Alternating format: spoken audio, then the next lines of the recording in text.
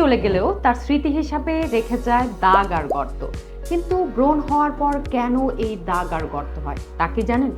আসলে যখন একটা অ্যাকনি হয় তার মানে হচ্ছে ইনফ্লামেশন বা প্রদাহ, তখন যেটা হয় সেটা হচ্ছে ডার্মিসের মধ্যে মেলানিন প্রোডাকশন বাড়ে, মেলানোসাইট স্টিমুলেট হয়, সেজন্য একটা ব্রাউন বা ডার্ক প্যাচের মতো বা ম্যাকিউলের মতো হয়, যার কারণে কিন্তু পরবর্তীতে ব্রণটা সেরে গেলেও সেই দাগটা থাকে।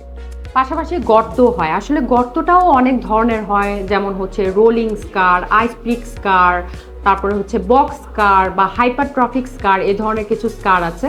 তো কি করতে হবে, যখনই আপনার ব্রণের সমস্যাটা অনেক বেশি, তাড়াতাড়ি হচ্ছে ডাক্তারের পরামর্শে ওষুধ খেতে হবে। আর ব্রণের দাগ আর গর্তের জন্য আমি কিছু ট্রিটমেন্ট করে থাকি, তার মধ্যে হচ্ছে যেমন fractional laser, PRP, chemical peeling, এই ধরনের কিছু ট্রিটমেন্ট রয়েছে। তাই যারা ব্রণের দাগ বা হচ্ছে ব্রণের গর্ত নিয়ে ভুগছেন, তারা কিন্তু আমার এই ভিডিওতে কমেন্টে অ্যাকনি লিখতে পারেন, আমি অবশ্যই তার রিপ্লাই দিব।